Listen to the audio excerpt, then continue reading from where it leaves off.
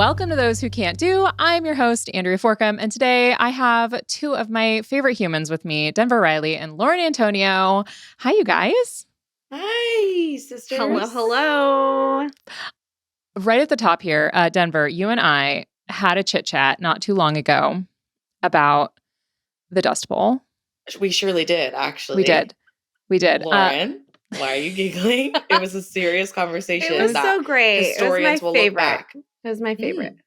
So we got a correction, actually, from my definition, not even from yours, because we all know that yours.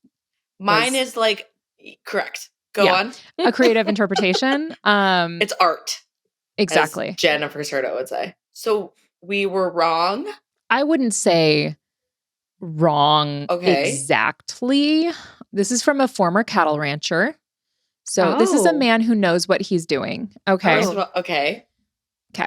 This is R. Jackson 9962. He says, hey guys, former cattle rancher here, did a bit of alfalfa farming as well. This is an important distinction. He's done both. He's a Renaissance man, if you will. The issue, this is, again, talking about the Dust Bowl. Those of you guys who maybe, if you missed that episode, how embarrassing listen to that episode right now. Yeah, we were talking about... Stop what you're doing. Go back. Yeah, Exactly. We'll be here when you come back. We were talking about the background of Mice and Men. My brain was like not grips of Mice and Men. And then I pop quizzed Denver about the Dust Bowl. And then I gave a definition and I was not 100% clear because I basically said, like, you're supposed to rotate the crops. Right. And I said, that sounds correct. Sure. And we just went on with it. And this friend very kindly said, the issue wasn't them only planting one type of crop. The issue was they didn't understand how to heal the ground. Farmers provide certain nutrients through fertilizers to the crops. Manure is more traditional. But in order for it to happen naturally, you need crops to decompose and rain to work that decomposition into the soil. Rotating crops, right? Okay. Basically, since they were only planting one crop a year after the harvest soil went dry and the lack of rainfall made it very difficult to allow native grasses to grow. So basically, you're supposed to let it rest. Let it exist for a bit. Let it be. Mm-hmm. Let it be. And they weren't doing that. Correct. Yeah. And it says, combining those things led to very dusty fields, terrible growing season due to the drought, and combine that with the economic downturn of the Great Depression of the time, and the farmers didn't have resources to purchase the fertilizers and irrigation equipment. Okay. That's basically what you guys said. Thank you. I think so. If I remember correctly, it do be dusty. It do be dusty. There's no rain. There's no rain. Yeah. So there you go. There's another 200 words in there, but I think we got the gist that I was a little bit wrong. Thanks, farmer. And also, I think it's fascinating that I have a farmer who farmed those things, who's like, I need to listen. Well, and is also listening. Thanks for being here. I love that for us. I love that. So I have to tell you guys, this past week, before we hop into like education-y type stuff. All right. So I flew. Are you okay? I'm Are you fine. Good? Have you guys been to Newark, New Jersey before? Just the airport, I think. So I had never flown through Newark, New Jersey before, but I posted on my stories. I was like, hey guys, flying through Newark, like going to be here for a little bit. And I had so many people that are from New Jersey message me and be like, that is a trash place. And I was like, come on. Like, it's an airport. Like, we are very familiar with LAX, which is brutal. Like it is. Yeah, it's a crucible to get through, right? Mm-hmm. It's just huge and it's a mess and all of that. And I'm like, okay, but like, what could possibly be so bad about an airport? I'm just there for a little bit. Right. It's not like the dirtiest airport. Like, I've been to dirtier airports. It's nothing like that. But like, everyone there is so angry. Like, I went to the bathroom and I was in one of the stalls and I hear this interaction go on outside of the stalls where a woman is like, what? And I hear this other woman go, the stall's right there. And the woman goes, I don't need to justify to you why I need to use the handicap stall. And I was just like sitting on the toilet, like trying to be quiet. That sounds like a sketch. There's no way people are, acting this like unhinged. And then I'm like, okay. And the woman's like, but there's a stall right there that's open. I'm cleaning this one. So I'm like, okay, it's a janitor talking to someone. And this woman goes, I have to pump. And I was like, oh my God. I was like, okay, first of all, our context is important here. Like it can physically hurt if you're engorged. Maybe you've been on a flight for a long time. So maybe this woman is in pain. But she's like, do you need me to tell everyone in this bathroom? Fine. And then she said it again. And I'm just like, whoa. So apparently Newark needs to get nursing mothers rooms. Yeah, the little prepared. pods. Yeah. Oh, that's cool. Yeah, they had that. Yeah. They have that in a few airports. Actually, Indianapolis has it. There's a few. But it was one of those where I was just like, ugh. Hormones are crazy. Like if they're crazy. And the pumping phase, I was gonna say, leading with empathy if she's doing that, yeah.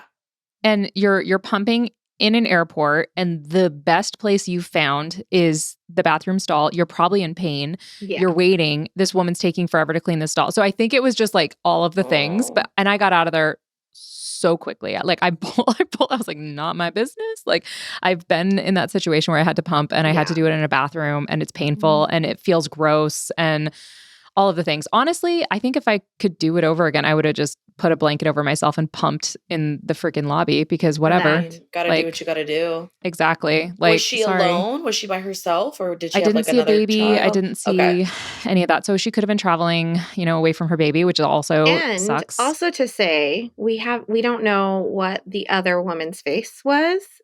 And I react to faces pretty easily. Like if you have a face, then I'm going to talk to that face accordingly. Right. So that was on our way out. I had that interaction. And then I also noticed when I was waiting in line at the little Starbucks there, everyone was standing very close to each other. And everyone, there was like, no, please, no, thank you. Like that. And I realized like in that moment, I was like, oh my gosh, like Steven, I have so gotten accustomed to Midwest nice, where I have come to expect that when I am like getting food or drink or for some, they say hi and they smile. As like I kind of assume that's going to be the case. Yeah. And they did not do that. But after I said thank you, she said, you're welcome. And I was like, Steven, she said, you're welcome. Like, I think I broke through. And he's like, okay. Like, I don't know if it's also a California thing, because I have heard like Californians are so accustomed to you're walking down the street and you smile at someone and they smile back. That's just like a hello without saying hello. And my friends that live in New York, actually New Jersey, were like, oh, people don't do that here. You don't do that. Yeah. Everyone is so in their own lane, in their own bubble of, I didn't smile at you. I couldn't care any less. Like, why? Like, why would I do that? Well, and I think the thing is too, like, because Midwesterners would consider Californians even not friendly enough, right? More rude. 100%. Exactly. Like huge spectrum, but New Jersey is like in a land of its own. So like that was my way out. On my way back, we're waiting to get on the flight. And that was your way out. That was our little layover on the way out. Haven't even gotten to the next part. So then on our way back, we're in Wilmington, North Carolina, teeny tiny airport. There's literally 7 gates, right? Teeny tiny. And it feels very Southern there. They have rocking chairs in their airport there. So like cute. That's the vibes, right? Actually precious. It was so cute. So we're waiting, and it was so weird because they started boarding, and everyone waiting to go to Newark went up and like clustered right around the gate.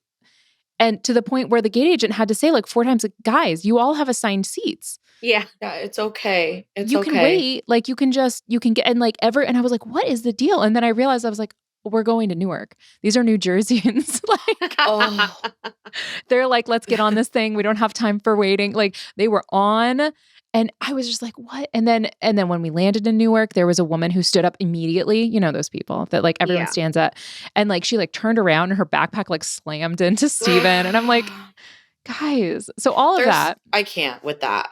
Before like the chaos of Steven and I are sitting at a gate, and we see this entire plane like leave, and there's this couple that comes off, and the people at the gate say, okay, I need you to wait here because we're going to go get you a wheelchair. And the couple clearly doesn't understand. And they start like trying to talk back and say like speaking in Hindi. And the guy is like, I'll be right back. Just sit. And I'm sitting there and I'm looking at Steven, and I was like, why? What is what is happening right now? Because like this couple, both of them needed wheelchairs, and they're like, we're going to go get you a wheelchair, like stay right there. So they leave. But then the people sitting there are so worried because they didn't understand what happened. They start like flagging down random people with wheelchairs and trying to come over. And then the gate agent is like, why are you here? This is not your gate. And like are like yelling at them, like, this is C gate. You need to be an A. And are like yelling at them. And I was like, guys, they don't speak English. Like they speak Hindi. Like, let's just use Google Translate. And the guy was like, no, we're not doing that. This is simple. Sit down. We'll be right there. And I'm like, absolutely not. So like I tried a little bit to use Google Translate, but the woman was like so upset that she couldn't like get hers. And like these were elderly people. Like she was limping. She had clearly had some pain. And I was so mad at like how everyone was just like had so little empathy. Like it blew my mind because I'm like, how do you not understand that they literally don't know what you're saying and you're getting angry at them for not understanding. They're worried about missing their flight. They're clearly not from here. Like we have a phone we could use to translate. As soon as you said they didn't speak English, I was like, easy, Google Translate. There's so many AI tools. There's so many resources available. How did no one think to do that? And like, as teachers, we've been in situations before where students come into our classrooms and they are brand new to the States and they do not speak English. And we like, I only speak English. So I, always am using whatever resources I have to communicate. And so I guess maybe it came to my mind a little quicker than it would for some, but like these people work in an international airport. Do you not always have this situation where you have to communicate with people who don't speak English? I guess common sense isn't that common. Yeah. Like, that's insane. It really annoyed me quite a bit. And I was like, this is like such childish. And the guy was like, no, like it's simple. And I'm like, no, what's simple is we could just use this to translate because these people are confused and don't want to miss their flight. And they weren't telling each other this information either. And so they like the gate agent was like yelling at the couple for being at the wrong gate. And so Which is absurd. Yeah. And myself and another guy had to be like, no, like they were just told they had to wait here for 2 wheelchairs. And the guy just went to go get one of them. They're waiting for transport. And the lady's like, oh, okay. And then another person came over and it was such a disaster. I just felt so bad for them. I was like, why can't we just be nice? Don't they have like radios? They can communicate what's going on with these, like what? Maybe we should open an airport. I cannot even fathom. But good job for being okay. Yeah, good job for being you're a good Samaritan. Like stepping in and helping out. I feel like I was literally Steven was like sitting next to me and he's like, just go. Like he could feel my energy getting angrier and angrier. Yeah. Like I'm like, I can't watch this happen when there's such an easy solution. Like I don't want to further complicate things. Yeah. But this is easy to fix. They don't understand. You're just yelling in English at them. Yelling is not going to help them understand more. Yeah. Like what is happening? Just what a world people live into where they, you know what I mean? Like again, this makes so much common sense to us, but I wonder if we are the minority in that thinking and the rest of the world is like, I don't see anything wrong with that. Empathy is a skill. Empathy is a skill. Some people don't have it. As we have heard from our friends. Many friends. Which is correct. Empathy is a skill. So we just to give context to what we just said. We have a group video chat on Marco Polo, and we were talking about how empathy is a bit of a learned skill. Although I will say, I think that some people get a double dose of it and don't need to be taught empathy in the same way other people do. My daughter is the most empathetic soul I've ever seen. Yeah. Totally. Like she just cares so much. Like she will bring toys to church on Sunday and she makes sure there's enough toys so that she has a toy to share with every single kid so that not anybody is left out from that. Where was she when I was a child? Because we would have been best friends. Well, and like she was home, she got her tonsils and adenoids removed and she was home for such a long time. So she created worksheets and coloring pages for her classmates because they all like did like a feel better soon card for her. So she then created one for every single student in her class so that they would have coloring pages because she appreciated them thinking of her. And so she created that for them. And I was just like, this girl. I cannot. Like there's never been a day. I'm speechless. Yeah. There's never been a day I've cared that much about other people, like she. Oh, no. just is that person. And on that line of thinking, one of the things you guys mentioned you wanted to talk about was talking about being, as a teacher right now, the person that is carrying the burdens for so many. We're recording this like less than a week after the election. This episode's coming out in January. So it's still very, very fresh. I posted 2 videos over the course of the election. And the video I posted the day before, like day of the election. So like had no idea who was going to win. But we know, working with students of all different backgrounds and all different beliefs, there was going to be half our students that were very upset. Totally. And half our students that were going to be happy. And we didn't know which half it was going to be. And so I basically just created video saying like, hey, like as a teacher, it's, we unfortunately have the position of being the person who they look to see how to act, to see how to manage our emotions and all of that.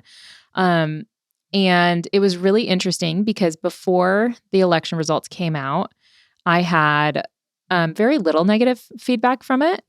But the second the election feedback came out, I all of a sudden got a lot of hate because the beginning of the video, I talk about how basically September 11th, when September 11th came, the person I went to that helped me feel calm was my teacher.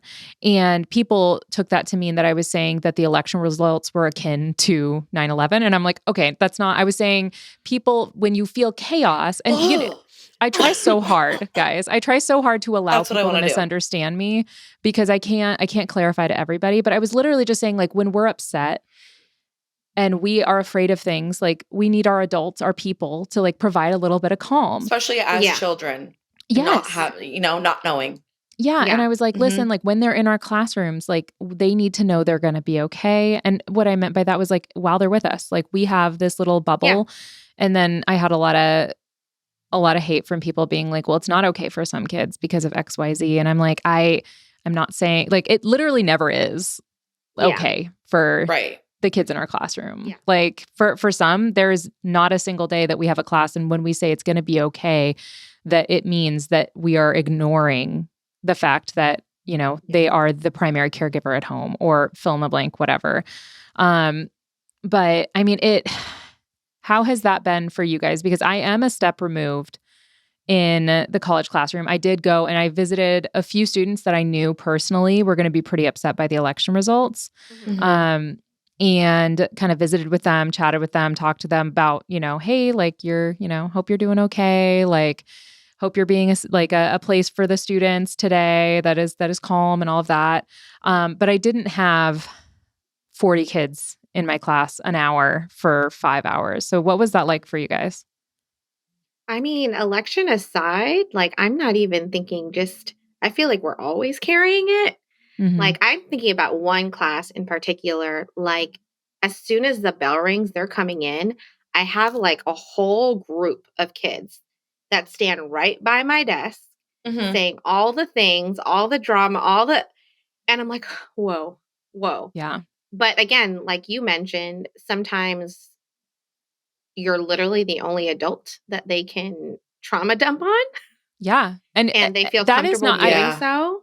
I just want to take a beat and say, like, she's not being hyperbolic when she says trauma dump. Like, by the most literal definition of a trauma dump, like, we truly hear some of these kids' deepest traumas at 7:48 in the morning. Yes. No, truly.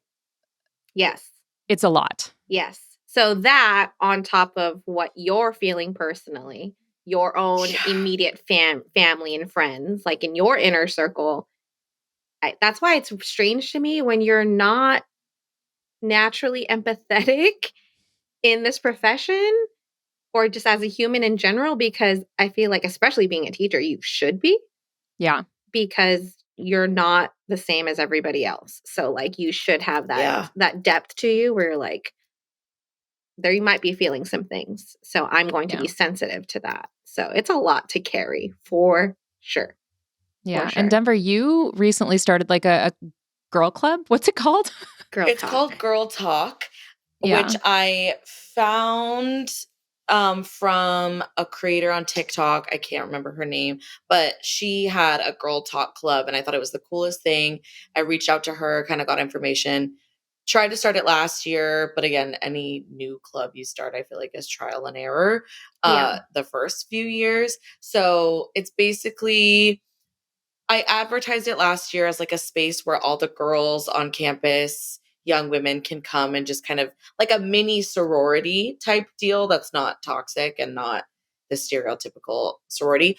But talking to our teacher group too, I was like, that would be kind of interesting to open it up to everybody, just to advocate for women, yeah, especially young women, and to kind of let them understand why that's important as they continue on, not just in high school. I think for me, it was so interesting. This was the first election or first big like American political thing that I experienced in my teaching career, because last election was 2020. I was still in college. So I didn't know. It was one of those things where I was like, I wish this was something they taught me in my education programs. It's this stuff I want to know. Do I bring it up? Do I wait till someone mentions it? How much do I harp on it? It was just like a big question mark for me of, again, we hold space every single day, and the trauma dumping is so real. I mean, by the hour, tears, hugging to make sure that they're okay. I'm going to send you to your counselor, all of the above. So with the election, again, it was, I knew one half was going to be thrilled, one half was going to be distraught. So I didn't explicitly get any students that came up to me and started a conversation. And I think it's one of those things too, for me, not letting them down, because I don't even know. I'm 26. I'm not going to pretend like I know all the ins and outs of the political jargon and the specifics of everything. So I don't want to, I don't know, have them continue on with their day with this thing that I just pulled from thin air. Like, we're both kind of learning together. Yeah, I just remember thinking, like, I asked Jen, do I say anything? Because no one, hey, by the way, you're going to experience a presidential election in your class. How do you respond? That was never on my test prep. So she, we had a good conversation of, I think it's just important to, again, hold space. If they want to talk, let them talk. And again, just kind of remind them, you're going to be okay while you're here with me, or this is a safe space, all of that. Because it's so confusing already for them. Yeah. And I think social media plays a big part too, of telling them what to think and 100%. Telling them what side of history to be on. Mm-hmm. And so I do always like to say, when you're of age to vote, go do your own research. Right. Whatever that looks like to you. Don't let other people influence your views. Go believe what you have researched and want to believe. Right. And I think one of the big things, especially in the district you guys are in right now, because you guys are in a Southern California school district, and we know there's a lot of students that are first generation, immigrants to the US. And we know as teachers sometimes that our students are maybe American citizens, but maybe their parents aren't. And regardless of how you feel about the immigration issues in our country, there is no question that these kids, it's not that their fault, it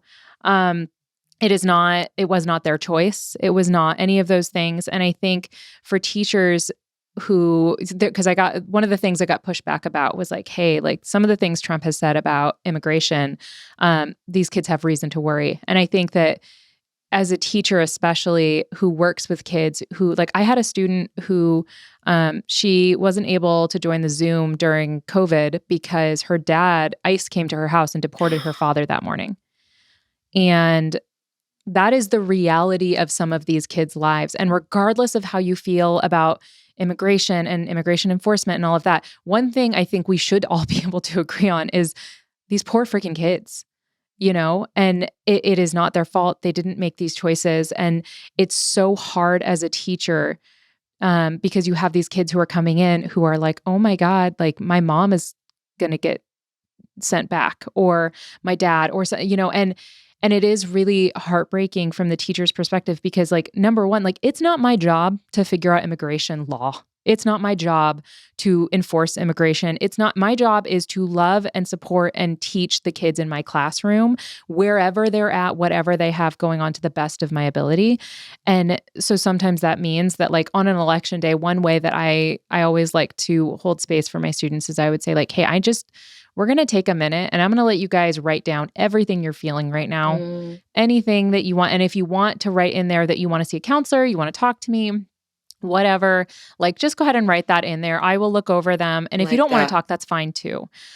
Because sometimes when we encourage them to, like, hey, why don't we talk about it? Like, there's going to be another kid in that class who's going to be like saying some things. That's what I was going to say is there's always those groups of kids that are like, what? About what? Yeah. I don't want to talk. There's nothing. Why is everyone, you know what I mean? Just the or who purposely like antagonize and want to be that kid. So just to be that kid. Exactly. Yeah. Exactly. Yeah. So I think that, writing it a lot of times can be helpful. Have you guys found other ways to get, students to feel a little bit more settled other than like writing prompt stuff? Or, I mean, this most current, no one said anything.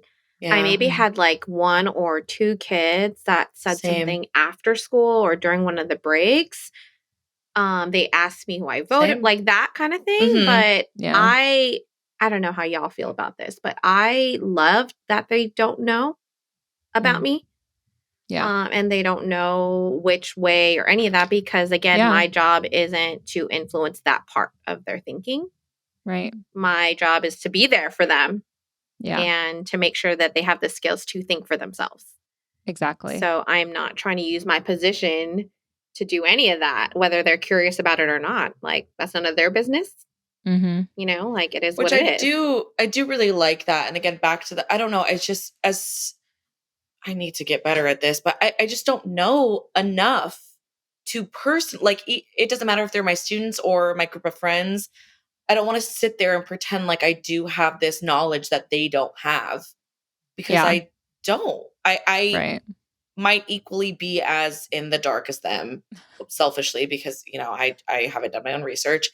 But I had one girl say something just like, I'm scared. And I said, you're safe with me, just regardless, everything's going to be okay. Yeah.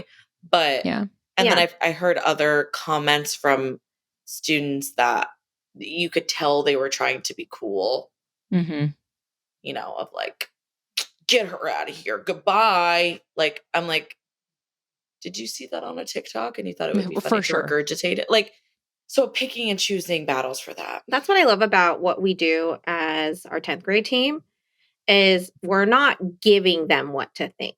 We're giving them the things for them to think for themselves, which is why I like to kind of like, here you go. I'm stepping away and engaging them with journal prompts, like you said, Andrea, and just all these things. Oh, yeah. Because how are we going to maintain that safe space if they think we feel a certain way or we have a certain perspective? They're not everybody's going to feel safe with us if we are just so outright, and then they have assumptions. Then they're like, oh, she's that girl. Lauren, you and I do this. I think we're both pretty consistent with it.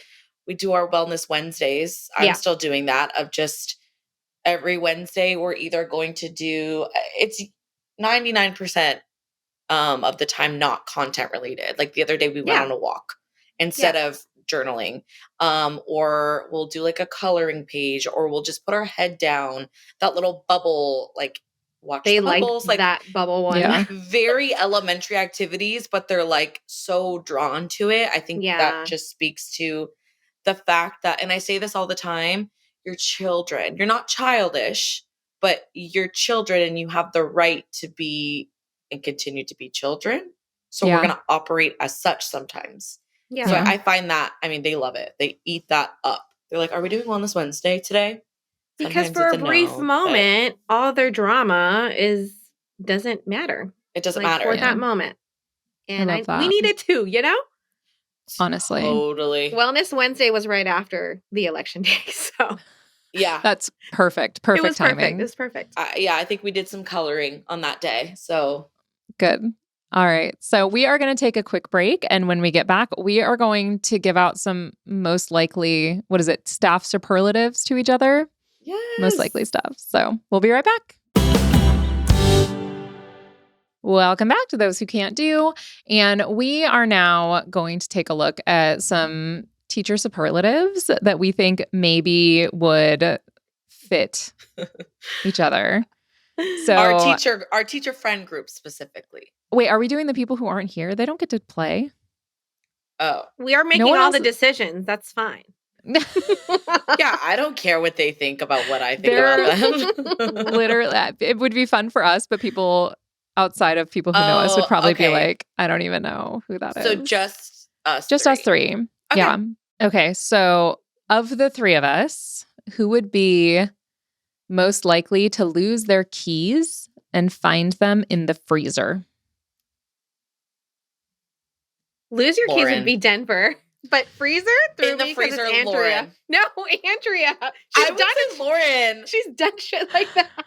I literally left your keys in the freezer. I've accidentally put my remote in the fridge, so it's that ADHD. Like I agree, Lauren. I feel like Denver would 1,000% lose her keys, but yours would probably be like under the couch or something. Mine because it like fell out of your bag. Mine would be in the freezer because I just put it in the freezer. Set it down. I literally was like, put it in the freezer. Okay.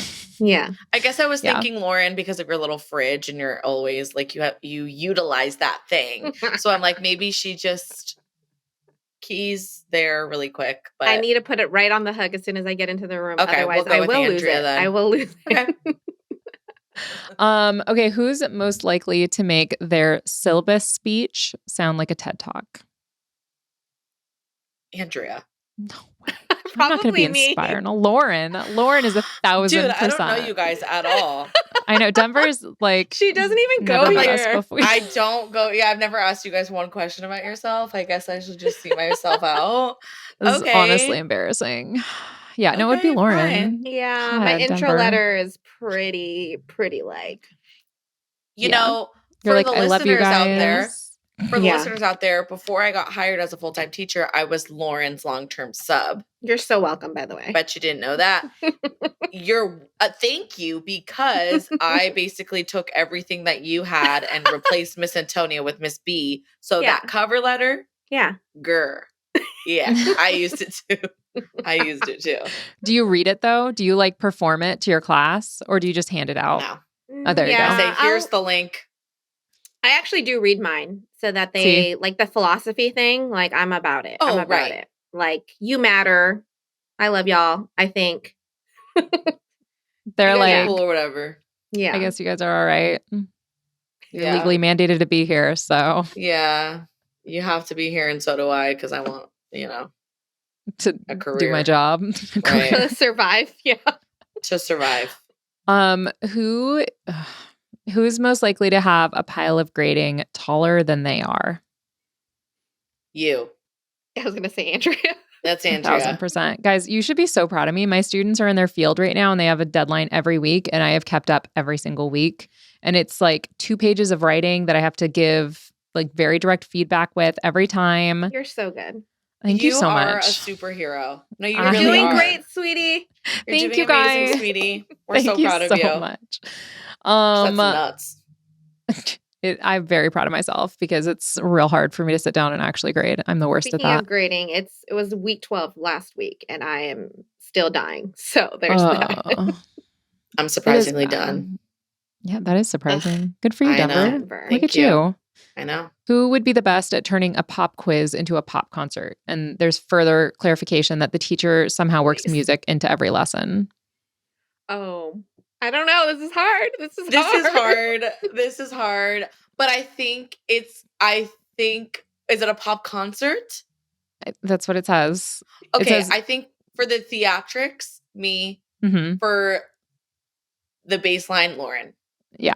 Like working music and everything. She's going to sing it all and she's going to make the students each be a member from NSYNC. Oh, no. They're going to like give you your golden ticket to Hollywood. And you're like, yeah, that's Lauren's what I'm like, asking. Hold on. I think I might be able to, should I solo? I think I'll solo. Get my spotlight.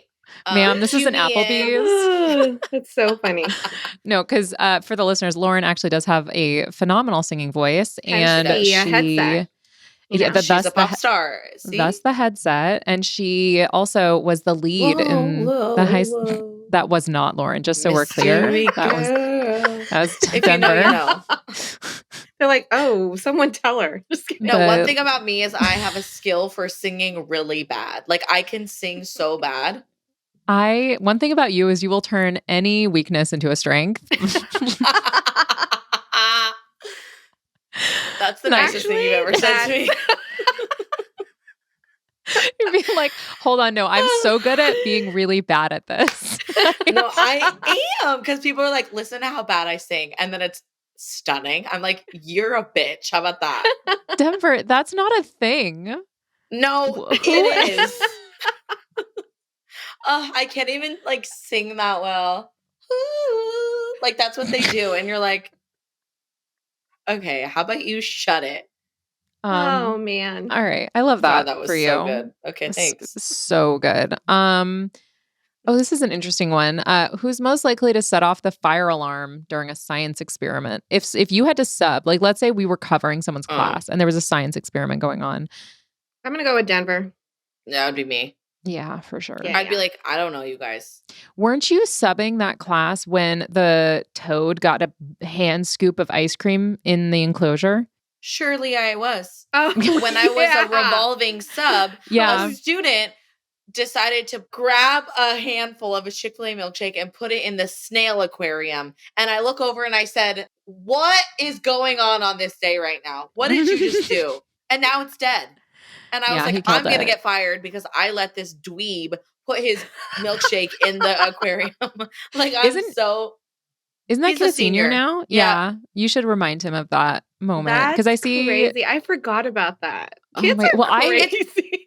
Lauren, that was one of yours last year. Oh. He was one of yours.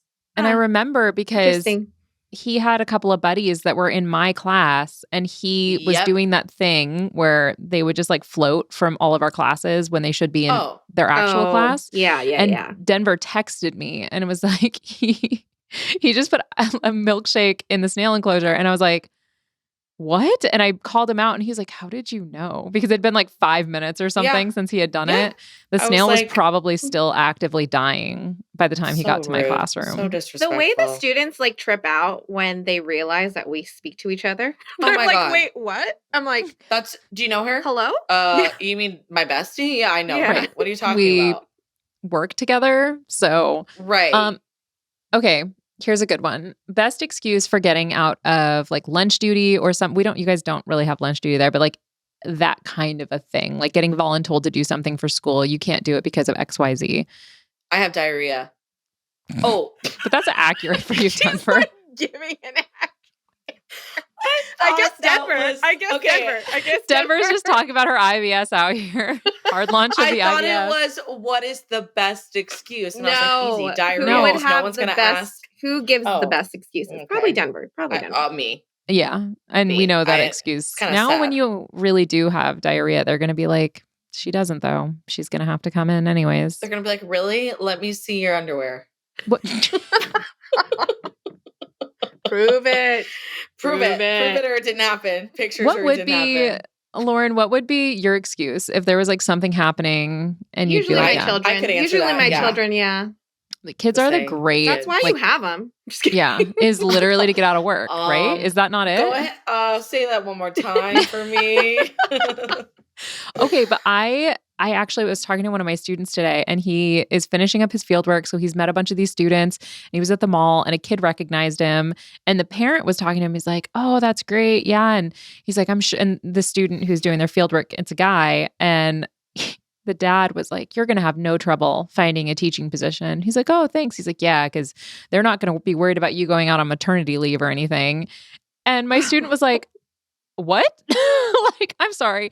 I'm going to get hired because you're a man? Because I'm a man and won't have to. I was like, well, that is illegal as a hiring practice. But that is like, I feel like I always talk about this godforsaken movie, but that's like in the Barbie movie when Ken is trying to get a job and he's like, going spot to spot. And he was like, you need at least a bachelor's, whatever. And he's like, but I'm a man. He's like, you guys are obviously not doing patriarchy right. And the guy's like, oh no, we're doing it right. We just keep it on the down low. That's true life. That's what's happening. It was crazy. And this kid is like, number one, he's fantastic. But number two, he also is a special education teacher. He will never, ever not get a job. Like he's always going to have a job forever because we are in desperate need of special education teachers in this country. Tell him to come to our school, please. I know. Please. I know. No way. Please, I'm not sharing. He's amazing. We need him here. And he wants to probably teach in, I think, his like little small town. So, okay. Most likely to have "do not sit in my chair" written in their tombstone. Basically, like you don't let anyone sit in your chair or behind your desk space. I kind of hate that, truthfully. I hate it when they try to. But I don't think I've ever had to tell them that. So I don't know if they know that. I say my area is 21 and up. So that'd probably be I me. Like that. Yeah, 21 and up. 21 I like and up. that. Look Do you have rope. like Don't a line on the ground? Because I've known teachers that are like, they put a carpet down and they're like, you can't stand on that carpet, back up. No. Okay, what we have in common, the three of us, I feel like our students have always been super comfortable with the three of us. Like almost probably too comfortable. Yeah. So I don't feel like that fits any. Yeah. I don't think, because I'll get students that, come in just to say hi and they'll sit in their seat or my chair until the bell rings. And I'm not like, get out, So I think they're just too chill. Have you ever had students take your phone and take pictures of themselves? Oh, yes. Yeah. I have so many pictures, and I'm actually so glad now because I didn't delete them. And so now I have pictures of some of the kids that would come and hang out before school, after school, if I left my phone there when I went to the bathroom or whatever. And so now I'm just like, oh, like. No, that's really sweet. That's those cute. Kids. Yeah, so don't delete those guys. I've had a student find my Venmo and Venmo request me for $500,000 in class. Wow. And I was like, well, first of all, why? Second of all, you think I'm rolling in dough like that? Yeah. I've had a student during Black History Month. This is a student who's Black, and he I think I know exactly who it is already. Yeah, Isaiah. I'll say his name. I don't care. Shout out to Isaiah. He's 19 now, so it's fine.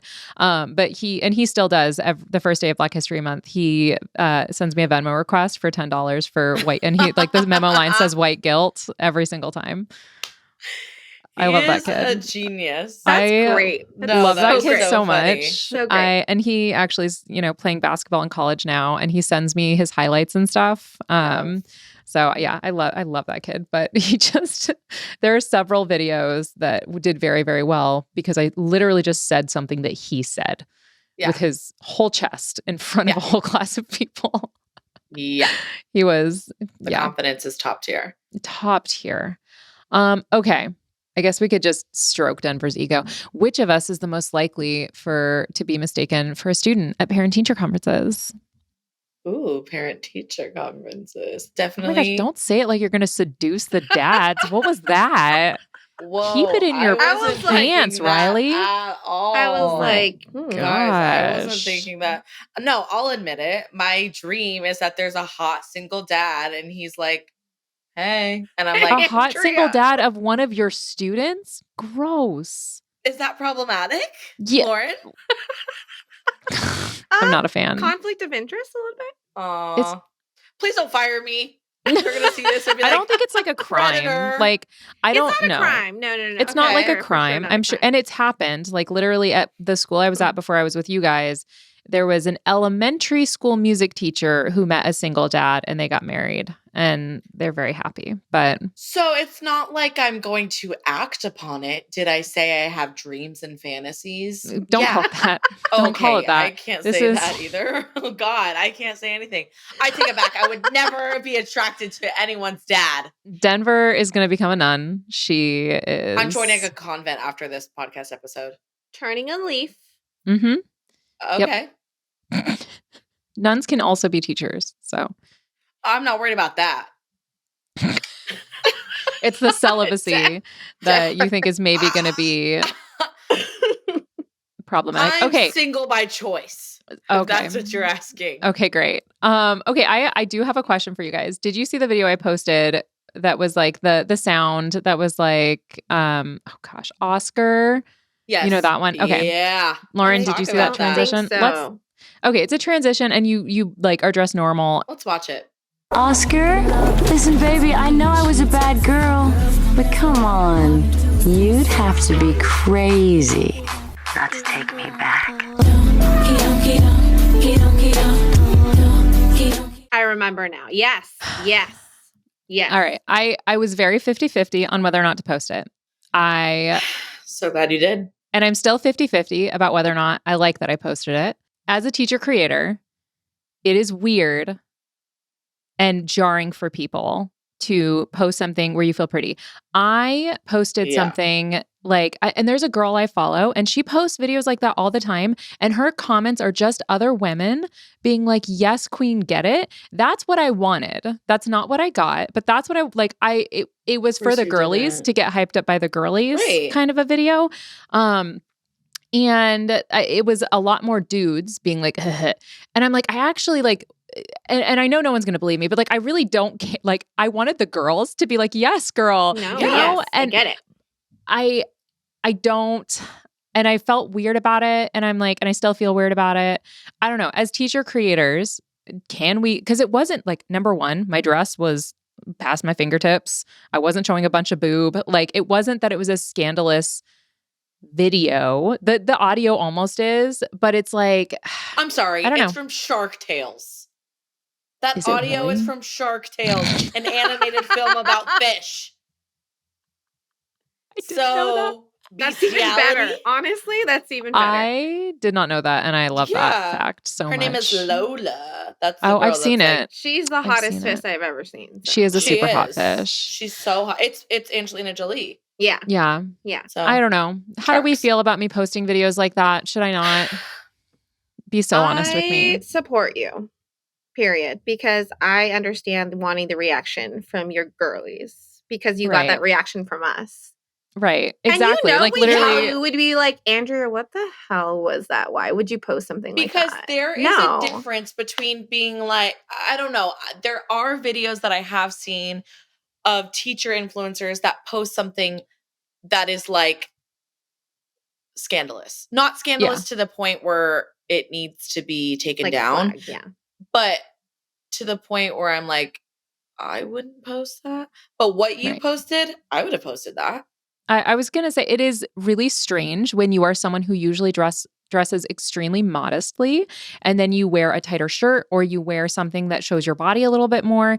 The reaction is so big, as opposed to, I follow a creator who she literally is in her underwear and she's trying on outfits, and she's like mid-size. A teacher? Like, no, she's not a teacher. She's which is part of it. Like, she's like a fashion influencer person, and no one comments on her body, even though she's in her underwear in these videos. And I'm like, it is so fascinating how we have like this cognitive dissonance of like, if you're a teacher content creator, that is the only content that I expect and can accept from you. And if you do something that just like, hey, you feel pretty and you're going to be out on a weekend with your husband, like, we don't want to see that part of who you are, because it's just weird. Or people do want to see it and they get like way out of bounds excited about it. There's always this like expectation of what they want us to be. And the real human part behind it is like, that doesn't exist. Like, you're not a real person outside of this bubble. So, And I was thinking about that too. And I'm like, okay, maybe by posting something like that occasionally, it reminds people that like, hey, we're people. Yes. Like sometimes I go on a date night with my husband. I'm not wearing like what do they call poster dresses where it's like literally a stripper dress. Like, it wasn't that. Like, I was covered, you know? Yeah. Well, and that's what I feel like we've kind of talked about briefly, like on a few episodes, of just content that I want to post. We just had this conversation the other day of just, I am a 20-something single teacher living in a like city. There's more to my life right now than just being someone's teacher. I'm dating. I'm struggling with X, Y, and Z. I want to feel cute. I am a girly. I'm a brat. Brat summer is a mindset. You know what I mean? Like, this is me as my personality also. So I don't want to feel exactly, Lauren, like you said, of they want to put us in a box that this is what you are 24/7. And it's just, no, I want to feel cute and go out with my girlies for a cute little drink on the weekends without being sinned and being like, you're going to hell because you're also a teacher Monday through Friday. Right. Yeah. There's and sorry, yeah. Newsflash, we have bodies. They Did exist. you know? They exist. Yeah. Yeah. It just honestly was so strange and has been so strange ever since I got like my mommy makeover and stuff. Is like there are so many, I was telling Steven this, there are so many boobs on the internet. Like there's so many boobs on the internet. All over It's the place, insane. right? They're and there's everywhere. creators that wear tight shirts all the time. Yeah. And they like, or really low cut shirts all the time. But you don't go onto their comment section if you do it all the time and see a bunch of people saying like, oh my gosh, boobs. But then if Literally. because it's not my norm, yeah, I'm wearing a shirt that's a little bit tighter, people lose their mind. So it's very strange. Do you think it's also the fact that we've talked about this as well? The role of teacher is so fetishized by the majority of the public people. Yeah. I think so too. Just sick. I don't know. It's just I wonder if men get this type of like bubble or box that they're put in. Like I'm just wondering because we only hear ours. I'm gonna guess no. How would we feel if we saw a video of a guy like who is also a teacher that we follow, like posted a video of himself, like even shirtless? Like, I don't think I would be like, oh, he's posting thirst traps. I would be like, oh, he's going surfing or whatever, you know? Right. Yeah. Like, there's a very big difference between posting a thirst trap where you're zooming in on body parts and doing all of that, as opposed to the video where I literally back up and I'm like, look at my pretty dress. like it's a very different energy. So yeah. Okay. I was gonna ask you guys to keep me accountable if you thought I was being inappropriate. We'd tell you. First of all. I know. We tell you, and you've been working so hard too to like look amazing, and you deserve to like post something for the girlies and for you. Yeah. So keep doing it. I'm your number one fan. We're your number one fans, and I will be watching your videos for 2 hours because you look so good.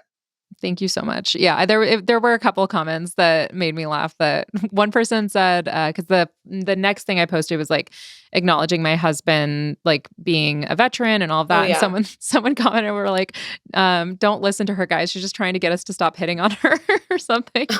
So it was one of the people who commented on the previous video. I was like, my husband did work on a rifle range, so you know that's silly. See, I know. See that stuff I'm fine with. Like the sillies are fine. We're good. Okay. So I have a student. So as you guys know, every Friday we do a What Are Those Kids Doing? And this Friday somebody had a student. So they're reading The Giver. Denver, have you read The Giver? Yes. Okay. Black and white, everything's sad, color. Yeah. Exactly. Yep. And the students apparently kept telling each other, I need to, like, this is a quote from the book apparently, I need to show you something, remove your tunic. Which, like, of course they did. Oh. Of course they did. I actually, this weekend when we were at the hotel, Blazing Saddles was playing on, wait, no, not Blazing Saddles, Three Amigos. Have you seen that one with Chevy Chase? And yes. Okay. In that moment, like we were watching it, did you realize it is like the exact same plot as A Bug's Life? Excuse me? Literally the same. So the plot, I think it's called Three Amigos. Am I saying that right? Yeah, the one with like Chevy Chase and all of them. Yeah. So it like I'm saying this mostly for Lauren because Lauren hasn't seen it, but there's like these three actors that they star in all of these like cowboy movies.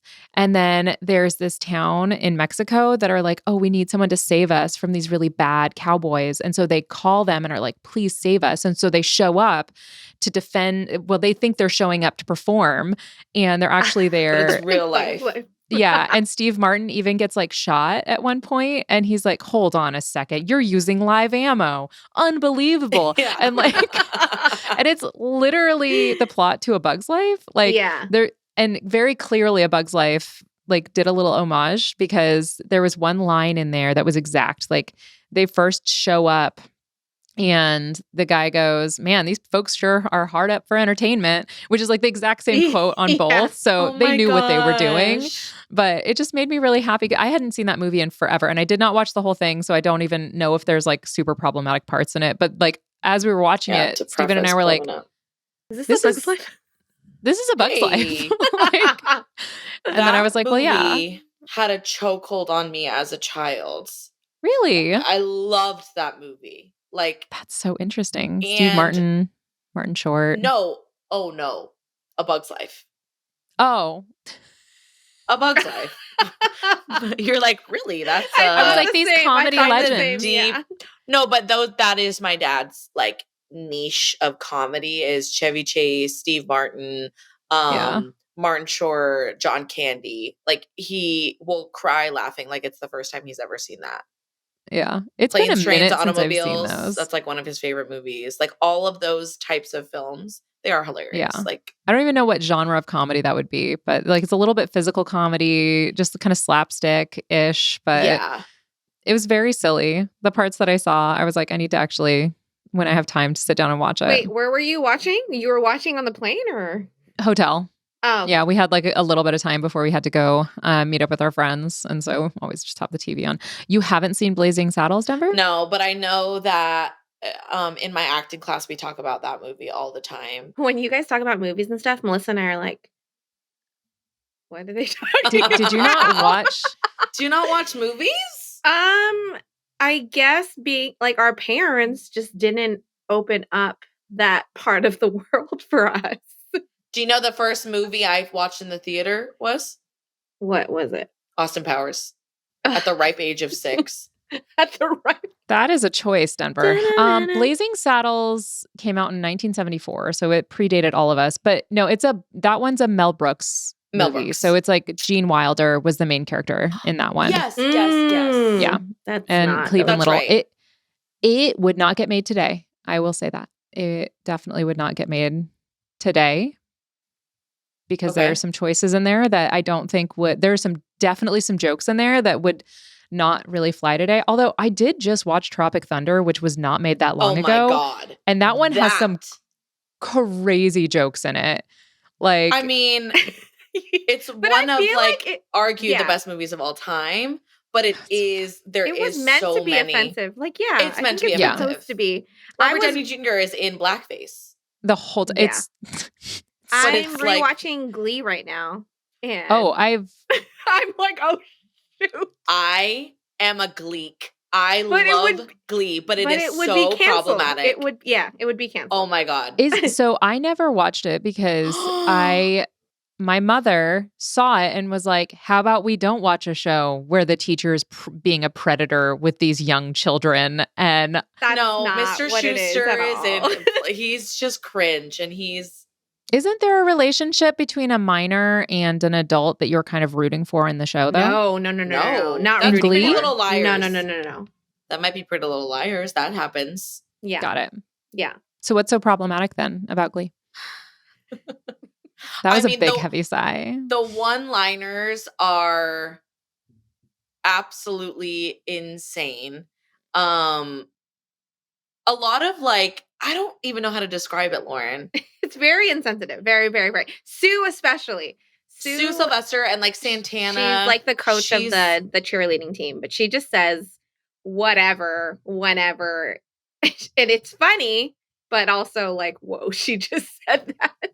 Like this is so minor, but I always just think of like Trouty Mouth, which is Santana's.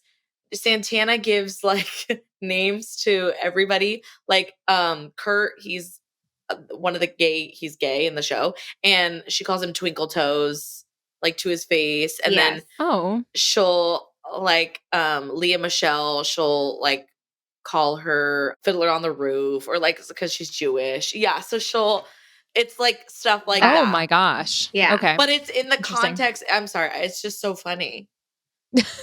It's so funny. So, Denver, you were anti-Semitic is what I just heard from that. So that is unfortunate. No, and I'm not. You want to know why? Because I think I need to marry a nice Jewish man that lives in the East Coast. So I can't be anti-Semitic. Okay. I would love if you married a rabbi, like in Nobody wants this. Now there's now people are just fetishizing rabbis because of. I haven't even seen that. Oh, yeah. I love it so much. All right. Denver, please watch it. That's your homework. I know. Seth, whatever his name is, cute. Okay. Seth Cohen. Seth Cohen. Respect him. Him. Cutie. He's cute. Adam Brody. Love him. So cute. All right. So we are going to wrap up now. Do you guys have any updates anywhere, anything that people can look for you on? Denver. That was such a setup, Denver, and you went nowhere. Well, you could cut this part out because I was going to say, should we talk about our Patreon? But we'll do that soon. Literally, I was trying to hand the baton to talk about the Patreon. And we're cutting start over. No, we're not cutting any of this. This is all staying in because people need to know what your Patreon is. Denver, you have to actually read the book. Okay. Yeah. You know Are you going to read the book? Yeah. I am. And let me just say to all my haters out there, if you want to fight me, fight me. But I will read the book. They're only saying this because they bully me because I never read our book club books, and I'm going to do it this time. Because great. The people want it. The people want it. Yeah. So Denver, what are we talking about? Hey, so Andrea and I are starting a Patreon book club where you can come and listen to our hot takes on the books that we're reading. Our first book is The Perfect Marriage, which I have not read, but I've heard great things. You haven't started it? I sent it to you 2.5 weeks ago. Oh, no, I know. Okay. But I'm a fast reader, so I could get it done in literally 2 days. Great. Looking forward to it. But it's going to be such a fun time. We're going to just be silly and chit chat and yap about the book. Yep. And we're probably going to do some bonus content for you guys. So the main thing is there's going to be 2 episodes a month that are only for our Patreon members. And we're also going to have some video clips and This is what I meant to say. Keep going. Thank you so much. We're also going to have some video clips of us reading the first chapter of the book, all of that, giving our feedback, possibly little screenshots of texts between Denver and I as we read the book. And then hopefully I would really, really love to maybe get some tidbits from the authors themselves if we, can reach out to them and that'd be so cool. And hear stuff. So so that is going to be the Patreon, and we will have it linked in the show notes today. So if you want to sign up, please do. So amazing. It's going to be awesome. Where can people find you if they want to follow you on socials, all that good stuff? I'm at Ms. Antonio EC on IG. I am keeping up with Miss B. Everywhere. All the places. TikTok, Instagram. And there's no underscores or anything anywhere, right? No, because keeping up with Miss B. Yeah. I got rid of the underscore because someone just stole my name. And I said, that's disrespectful. Thievery. Honestly. Rude. Yeah. So we've got that stuff coming up. I'm really excited about the Patreon. It's going to be so fun. And all my teacher besties are going to be patrons. So if you guys come to our live things, you guys are going to actually get to interact with all of the lovely humans that I used to work with. So I'm very excited.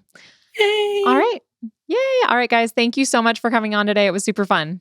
Love you guys so much. Love you. Love you. Be right back. Welcome back to Those Who Can't Do. I always just have the best time when I'm hanging out with Lauren and Denver. They crack me up. And I will say we were much nicer to Denver than we usually are. Usually when Lauren and I are together with Denver, we gang up on her a little bit. So honestly, Denver, you're welcome for being so kind to you. And I really hope you guys sign up for the Patreon. It's going to be so much fun. I cannot wait. It's going to have so many fun little tidbits, and you're going to get to read really fun books that I just enjoy. I don't think at this point we're going to do super teachery books because we need some fun. So we're going to try and find books that are fun to read and don't feel like homework. That's the goal anyways. And the first book for the book club is The Perfect Marriage, like we said, and it is so good. I'm reading it for the second time. I chose it ahead of time, and this episode's coming out a week after I actually interviewed the author, Geneva Rose, who is, as we know, absolutely fantastic. So I hope you check out the Patreon because it is super, super fun and exciting. If you have thoughts about what we talked about today, or you have suggestions on who you would like to have come on the podcast, you can hit us up, Andrea@human-content.com, or you can visit me at Educator Andrea on all the platforms, TikTok, Instagram, Facebook, all that good stuff. Or you can contact the Human Content Podcast family at Human Content Pods. And thank you so much for those of you who have left really amazing reviews. It makes my day. And in particular, thank you to Ranch Reader, who said, I love Educator Andrea on Instagram and just discovered her podcast, which I am binging.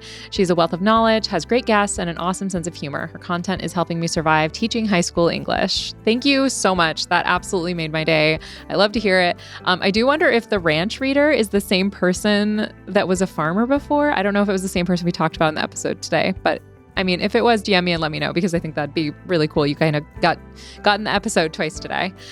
If you want full episodes, full video episodes, they're up every week on YouTube at Educator Andrea. Thank you so much for listening. I am your host, Andrea Forcum. A very special thank you to our guest co-hosts today, Denver Riley and Lauren Antonio. Our executive producers are Andrea Forcum, Aaron Corney, Rob Goldman, and Shanti Brooke. Our editor is Andrew Sims. Our engineer is Jason Portizo. Our music is by Omer Benzvi. Our recording location is the Indiana State by College of Education. To learn more about our Those Who Can't Do's program disclaimer and ethics policy and submission, verification, and licensing terms, you can go to podcasterandrea.com. Those Who Can't Do is a Human Content production.